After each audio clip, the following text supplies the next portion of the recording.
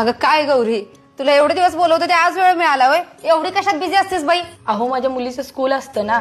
अगं पण तुझी मुलगी तर आता दुसरीला आहे ना. काय ते 70,000 रुपये फी भरून इंटरनॅशनल स्कूलला घातल्यास म्हण की. हो मग 11ला स्कूल असतं तिचं, पण 9ला बस दारात येते आणि 3ला स्कूल सुटतं तिचं, पण घरी येईपर्यंत 5 वाजता, कारण स्कूल लांब आहे ना. येऊन फ्रेश होते तोपर्यंत 6 वाजता पुन्हा तिचं ट्युशन असतं, 8 वाजताच घरी येते. घरी आली की तिचा होमवर्क असतोच. फुल डे बिझी शेड्यूल असतो तिचं. हो ना, तिच्यामुळे मला ही वेळ भेटत नाही. अरे बापरे, मग ती खेळते कधी? आम्ही संडेला घेऊन जातो तिला गार्डनला, आणि हेच वय आहे ना काहीतरी करून दाखवायचं. आता तुम्ही बघताय ना कॉम्पिटिशन किती वाढले. नाही, बरोबर आहे तुमचं, मुलांचं भविष्य महत्वाचंच आहे.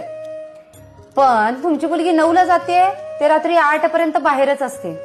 सकाळी 2 तास, रात्री 2 तास तिचे प्रवासातच जातात. आपल्याला इथं गल्लीत एक तासभर कुठतर प्रवास करून आलो पण आपल्याला कंटाळा येते, पण ते मूल एवढं 2-2 तास प्रवास करते का? तर भविष्य चांगलं झालं पाहिजे. खेळायला मिळत नाहीये, रविवारी फक्त कुत्र्याला फिरवल्यागत त्याला गार्डनला फिरवून आणायचं का? तर भविष्य चांगलं झालं पाहिजे. आपल्या अपेक्षांचं ओझं आपण त्यांच्यावर का लादताय तुम्ही? आपण कधी केला होता का एवढा अभ्यास? आपल्या आई वडिलांनी एवढं कधी बांधून ठेवलं होतं का? आणि आपण राहिलो होतो का? मेन म्हणजे मुलांचं भविष्य चांगलं झालं पाहिजे, ह्यासाठी ढिगभर पैसा भरून महागड्या शाळेतच आणि लांबच्या शाळेत घातलं पाहिजे असं काही नाहीये. शेजारच्या, घराजवळच्या कुठल्याही चांगल्या शाळेत घालून मूल शिक्षण घेऊ शकतंय. त्या मुलाचं भविष्य बनवण्याच्या नादात त्याचं बालपण तुम्ही घालवताय हो.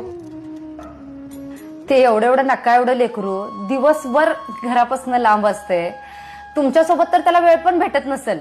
त्याला शिक्षण ब्रँडेड देण्याच्या नादात तुम्ही संस्कार द्यायला, तुमचा मायेचा ओलावा द्यायला फक्त मागं पडू नका. त्या पोरीच्या भविष्याचा विचार करताना आपण कशासाठी काय करायला लागलोय हेच विसरून जायला लागलोय.